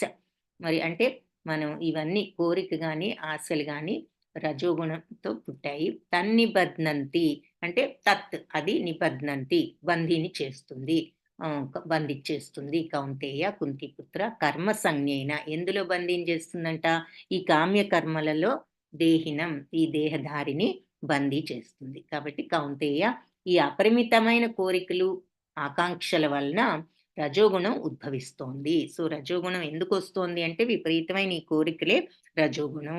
దాని కారణంగా జీవుడు ఈ కామ్య కర్మల్లోనే బద్ధుడైపోతాడు. ఇక మళ్ళీ మళ్ళీ ఆ పనులు కామ్యకర్మలు జరిగే చోటే పుడుతూ ఉంటాడు అని చెప్పి చెప్తున్నారు. సో స్త్రీ పురుషుల మధ్య ఇదొక ఎగ్జాంపుల్ గా చెప్తున్నారు. వాళ్ళ మధ్య ఉండే ఆకర్షణ రజోగుణ లక్షణం కాబట్టి వాళ్ళ ఆకర్షణ కలిగి ఉండటం, ఒకరి పట్ల ఒకరి ఆకర్షణ కలిగి ఉండటం కూడా రజోగుణమైన అంటున్నారు. ఇలాంటి రజోగుణాలు అధికమైనప్పుడు మనిషి భౌతిక ఆనందం కోరుకుంటూ ఇంద్రియ సుఖాలు అనుకుంటాడు. అలాంటి ఇంద్రియ సుఖం కోసం రజోగుణంలో ఉన్నవాడు లేదా దేశంలో సంఘంలో గౌరవం కావాలని మరి చక్కని ఇల్లు, భార్య, సంతానము ఇలాంటి సుఖ సంసారాలను కోరుకుంటాడు. ఇవన్నీ కూడా రజోగుణం నుంచే పుట్టాయి. అంటే మరి కోరికలు నాకు అది కావాలి, ఇది కావాలనే కోరిక ఉంది. ఇలాంటి విషయాల కోసం ప్రాకులాడినంత కాలం అతడు అధికంగా శ్రమింపవలసే వస్తుంది. మరి అంతే కదా, ఇంకా బాధ్యతలు, మరి మనమేమో ఏదైనా పర్వాలేదనే స్థితిలో లేము. అది కావాలి, ఇది కావాలి, ఇది చాలలేదు, అది చాలలేదు అని ఎప్పుడు మరి దుఃఖంగానే ఉంటున్నాం. కాబట్టి రజోగుణంలో ఉన్నవాడు తన కర్మఫలాల్లో రతుడై ఉండి ఆ కర్మలతోనే బంధితుడై అవుతాడు అని ఇక్కడ స్పష్టంగా చెప్పారు. భార్యని, సంతానాన్ని, సంఘాన్ని తృప్తిపరచడానికి, గౌరవాన్ని నిలుపుకోవడానికి ఇక మనిషి సదా ఆ కర్మల్లోనే నిమగ్నుడై ఉంటూ ఉంటాడు. దీనిని బట్టి భౌతిక ప్రపంచం అంతా కూడా ఇంచుమించుగా రజోగుణంలోనే ఉందని చెప్పొచ్చు. రజోగుణం దృష్ట్యా నవనాగరికత అభివృద్ధి చెందినట్లుగా పరిగణించబడినా కూడా వాస్తవానికి సత్వగుణాభివృద్ధియే ప్రగతి. మనం రజోగుణంలో వాళ్ళు అవి ఇవి సంపాదించి పెద్ద పెద్దవి అవి ఇవి సంపాదిస్తే వాళ్ళు ఏదో ప్రగతి సాధించారు, చాలా పైకి వచ్చారు అనుకుంటాము. నిజానికి సత్వగుణం పెంచుకోవడమే నిజమైన ప్రగతి అని చెప్తున్నారు. పురోగమనం అంటే సత్వగుణం పెంచుకోవడం. ఇదివరకు రోజుల్లో అలాగే అనుకునేవారు. కానీ సత్వగుణానికి అలాంటి సత్వగుణంలో ఉన్న వాళ్ళకే ముక్తి లేదంటే ఇంకా రజోగుణంలో బద్ధులైన మాట ఇంకా చెప్పాల్సిన పనే ఉంది అంటున్నారు. తమస్త్వజ్ఞానజం విద్ధి మోహనం సర్వదేహినాం ప్రమాదాలస్య నిద్రాభిస్తన్నిబధ్నాతి భారత. కాబట్టి తమోగుణమేమో అజ్ఞానజం, అజ్ఞానం వల్ల పుట్టిందని విద్ధి తెలుసుకో. మోహనం సర్వదేహిన అంటే ఎల్ల దేహదారులకు కూడా మోహాన్ని కలిగిస్తుంది, భ్రాంతిలో పడేస్తుంది. ప్రమాద అంటే బుద్ధిహీనత, ఆలస్య, సోమరితనం, నిద్ర, మరియు నిద్ర, తత్ నిబధ్నాతి అది ఈ వీటిల్లో బంధించి వేస్తుంది భరతవంశస్థుల. కాబట్టి అజ్ఞానం నుంచి పుట్టిన ఈ తమోగుణం దేహదారులందరినీ కూడా వాళ్ళకి మోహ కారణం అని తెలుసుకో, వాళ్ళందరినీ భ్రాంతిలో పెడుతుంది తమోగుణం.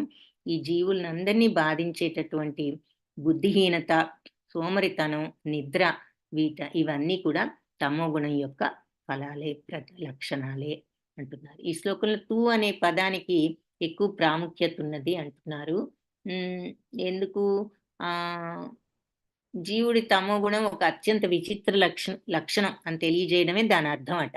వాస్తవానికి తమోగుణం సత్వగుణానికి కంప్లీట్ ఆపోజిట్. తమోగుణం సత్వగుణంలో జ్ఞానాన్ని అభివృద్ధి కారణంగా మనిషి ఏది మంచి ఏది చెడు అన్నది తెలుసుకుంటాడు. తమోగుణం కంప్లీట్ గా వ్యతిరేకం. ఏది మంచి ఏది చెడు తెలియదు. అంటే వాడు బుద్ధిహీనత ఉండటం వల్ల ఏది కూడా తెలియదు అనమాట. ఆ కారణంగా వాళ్ళు ప్రగతికి బదులు పతనం పొందుతూ ఉంటారు. అలాంటి తమో గుణాన్ని వేదవాంగ్మయాల్లో ఏమన్నారట? వస్తుయాధ్యాత్మ జ్ఞానవరకం విపర్యాయ జ్ఞాన జనకం తమః అని డిఫైన్ చేశారు, నిర్వచించారు. అంటే ఏమిటంటే అజ్ఞాన కారణంగా మనిషి దేన్ని కూడా యథాతథంగా అర్థం చేసుకోలేడు. ఉదాహరణకి ఏం చెప్తున్నారంటే ప్రతి ఒక్కళ్ళు కూడా వాళ్ళ తాత మరణించాడు, మనం కూడా మరణిస్తాము, మానవుడు మరణించే స్వభావం కలిగి ఉన్న వాళ్ళం అని మన అందరికీ తెలుసు. మన తాతలు వాళ్ళు పోవడం మనం చూస్తూ ఉంటాం. మనం కూడా ఎప్పటికోప్పుడు పోవాలన్నది మన అందరికీ తెలుసు. అలాగే సంతానం కూడా ఎప్పటికైనా మరణించేదే. అంటే మరణం అనేది తప్పనిసరి. అయినప్పటికీ కూడా జనులు ఇది తెలిసినా కూడా నిత్యమైన ఆత్మను మనం పట్టించుకోకుండా మరి రాత్రింబవళ్ళు కష్టపడుతూ ఏదో ధనాన్ని వేరీగా కూడబెడుతూ ఉంటాం. ఎంతో ధనం ఉంటే మనకి ఏదో మరి వీటన్నిటి నుంచి మోక్షం ఏమీ తెచ్చిపెట్టదు. అయినా కూడా మనం దాని మీదే కాన్సన్ట్రేట్ చేసి ఉంటాం.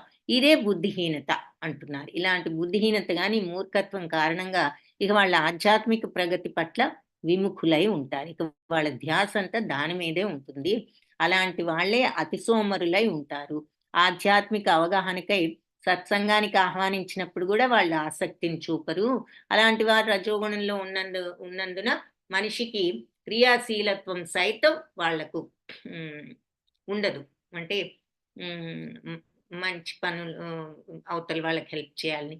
అవసరమైన దానికంటే కూడా ఎక్కువగా నిద్రపోవడమేమో తమో గుణంలో ఉన్న వాళ్ళ లక్షణం.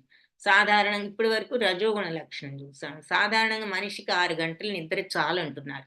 కానీ తమో గుణంలో ఉన్నవాడు రోజుకి కనీసం 10, 12 గంటలు పడుకుంటాడు. అలాంటి వాడికి ఎప్పుడు కూడా చింతాక్రాంతుడై ఇక మత్తు పదార్థాలు, నిద్ర ఇలాంటి వాటికి అలవాటు పడుతూ ఉంటాడు తమో గుణం వాడు. ఇవే తమో గుణంచే బద్ధులైన మనుష్యుల లక్షణాలు అని చెప్తున్నారు. సత్వం సుఖే సంజయతి రజః కర్మణి భారత జ్ఞానమావృత్య తు తమః ప్రమాదే సంజయత్యుత. సో సత్వం సుఖే సంజయతి, సుఖంలో సంజయతి అంటే బంధించి వేస్తుంది. రజః కర్మణి, రజోగుణమేమో కర్మల్లో బంధించి వేస్తుంది. భరత వంశస్థుడా భారత.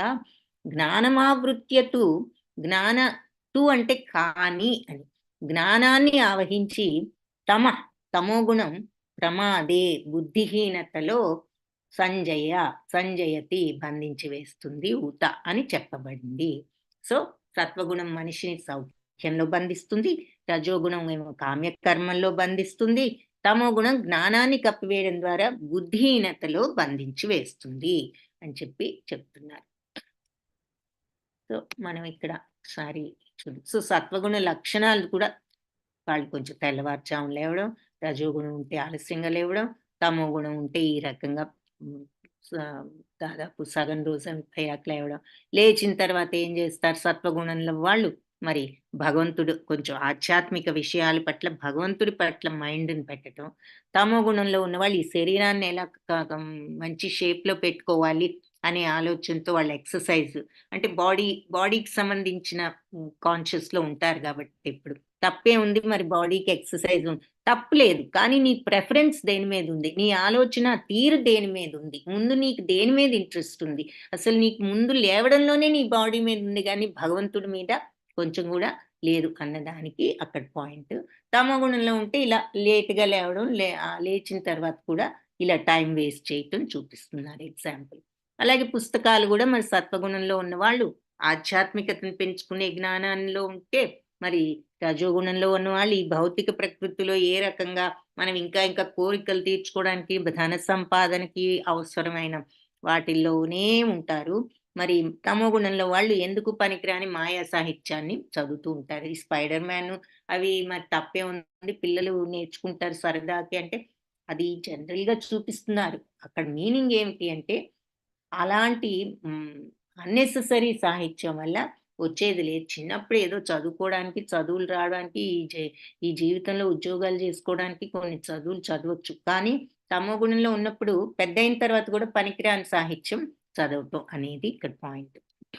అలాగే పడుకోవడం కూడా సత్వగుణంలో ఉన్న వాళ్ళు త్వరగా పడుకుని త్వరగా లేస్తారు. Early to bed early to rice. అదే రజోగుణం వాళ్ళు కొంచెం లేటు. మరి తమో గుణంలో వాళ్ళు సగం రాత్రి అయిపోయిన తర్వాత అప్పుడు లేట్గా పడుకుని సగం రోజు అయిన తర్వాత లేస్తారు. అయితే సత్వగుణం ఓవరాల్గా మరి పాజిటివ్, కొంచెం శుద్ధత్వం, మంచితనం, మంచి అలవాట్లు, దివ్యమైన అలవాట్లు సుఖంలో ఉంచుతుంది, సుఖ భావనలో. రజోగుణం మరి ఎంతసేపు ఆ కోరికలు తీర్చుకునే ఆందోళనతో ఎక్కువ మంది మనుషులు రజోగుణం. తమో గుణం మరి అసలు నెగిటివ్ మెంటాలిటీ, శుద్ధత్వం లేని మెంటాలిటీ, ఎప్పుడు ఏదో బాధ, ఏదో తాపంలో ఉంటూ ఉంటారు అని చెప్తున్నారు. ఇవన్నీ మనం చూసాం ఈ శ్లోకాన్ని. సో సత్వం సంజాయతే రజః కర్మణి, సత్వం సుఖే సంజయతి. కాబట్టి సత్వగుణం సుఖాన్ని ఇస్తుంది. అంటే ఇలా దేవలోకాల్లో, పైలోకాల్లో వాళ్ళు వెళ్తారు. అలాగే జ్ఞానమావృత్ రజః కర్మణి భారత. సో మరి రజోగుణం కర్మల్లో బంధించేస్తుంది. ఎప్పుడు ఈ కర్మలు చేస్తూ ఈ కర్మ ఉన్న చోటే ఉంటూ ఉంటారు. జ్ఞానమావృత్యతు తమః, కానీ జ్ఞానాన్ని ఆవహించి తమో గుణం మరి బుద్ధిహీనతను కలుగజేస్తుంది. అందుకని వాళ్ళని జంతు జాతుల్లో ఉన్నట్లుగా కింద చూపిస్తున్నారు. సో ఈ 3 గుణాలు కూడా మరి కొంచెం పోటీ పడుతూ ఉంటాయి. రజస్తమశ్చాభిభూయ సత్వం భవతి భారత, రజసత్వం తమశ్చైవ తమస్సత్వం రజస్తథా.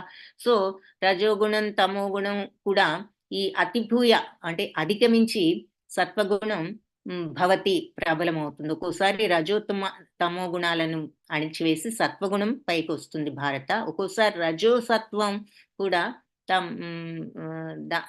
ఆ రెండు అణిచివేసి తమో గుణం పైకి వస్తుంది. అలాగే తమసత్వం అణిచివేసి ఒక్కోసారి రజోగుణం పైకి వస్తుంది. కొన్నిసార్లు రజస్తమో గుణాలను జయించి సత్వగుణం ప్రబలం అవుతుంది. కొన్నిసార్లు రజోగుణం సత్వతమో గుణాలను జయిస్తుంది. ఇంకా కొన్నిసార్లు తమో గుణం సత్వరజస్తమో గుణాలను జయించి ఈ రకంగా 3 గుణాలు కూడా ఆధిపత్యం కోసం ఎప్పుడు పోటీ పడుతూ ఉంటాయి అని చెప్తున్నారు. సో ఇలా పోటీ ఎప్పుడు సాగుతూనే ఉంటుంది కాబట్టి భక్తి మార్గంలో ఉన్నవాడు, నిజమైన పురోగతిని కోరుకునేవాడు ఈ పోటీని అధిగమించగలుగుతాడని చెప్తున్నారు. కాబట్టి మనిషిలో ప్రబలమైనటువంటి గుణాలు, ఆయన వ్యవహారాలు, ఇవన్నీ కూడా ఈ విషయాల ద్వారా వ్యక్తం అవుతూ ఉంటాయి. అంటే ఎలాంటి వ్యవహారాల్లో ఉన్నాడు, ఎలాంటి కర్మలు, ఎలాంటి ఆహారం తీసుకుంటున్నాడు అనే విషయాల ద్వారా కూడా వ్యక్తమవుతాయి.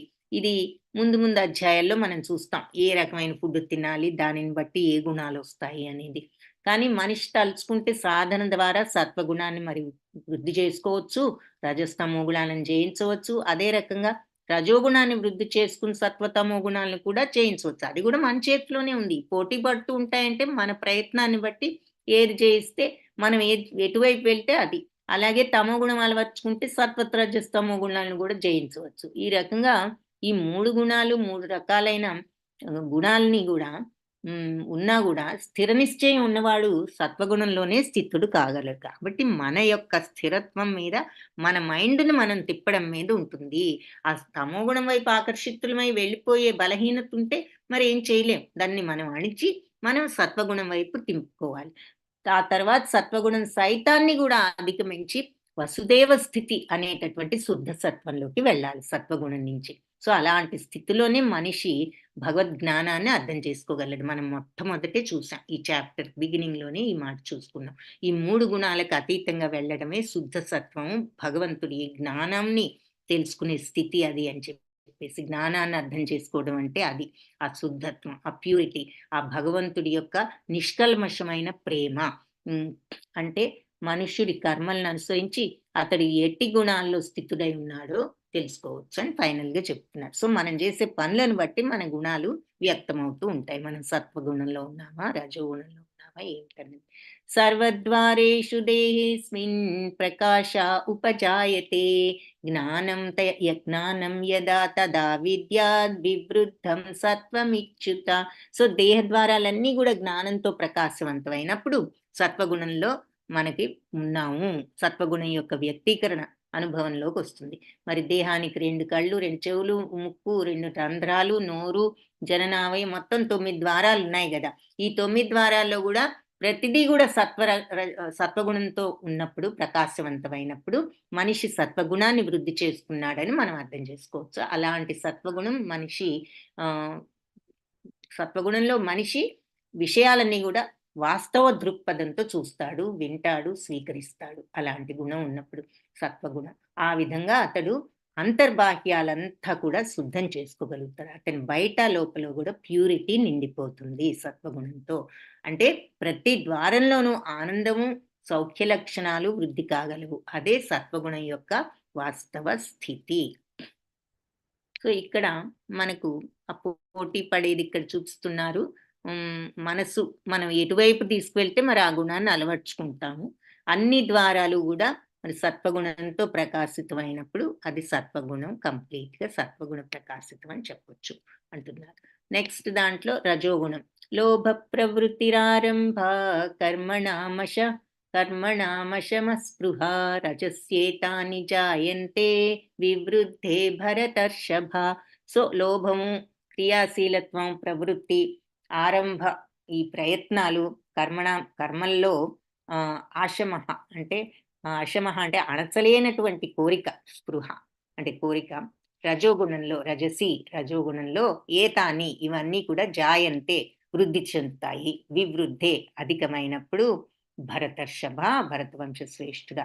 సో రజోగుణం వృద్ధి చెందినప్పుడు లోభము, కామ్యకర్మలు, తీవ్ర ప్రయత్నాలు, అణచసాధ్యంగాని కోరికలు, తపన ఇవన్నీ కూడా వృద్ధి చెందుతాయి అని చెప్పి చెప్తున్నారు. సో ఎప్పుడు కూడా తృప్తి అనేది ఉండదు. ఇంకెంతసేపు అవి కావాలి ఇవి కావాలని కోరుకుంటూ ఉంటాడు. నివసించడానికి ఒక గృహం కట్టుకోవాలనుకున్నాడనుకో, ఆ గృహంలో మనం పర్మనెంట్గా ఉంటాం అన్నట్లుగా ఏదో రాజమహల్ లాంటి భవంతి నిర్మించాలని తన ప్రయత్నాన్నంతా ఉపయోగించి ప్రయత్నిస్తూ ఉంటాడు. మరి ఇంద్రియ భోగం కోసం ఇలా తీవ్రంగా కోరికలను ఎక్కువ చేసుకుంటూ ఇక ఆ భోగాలకు అంతం అనేది లేకుండా ఉంటారు.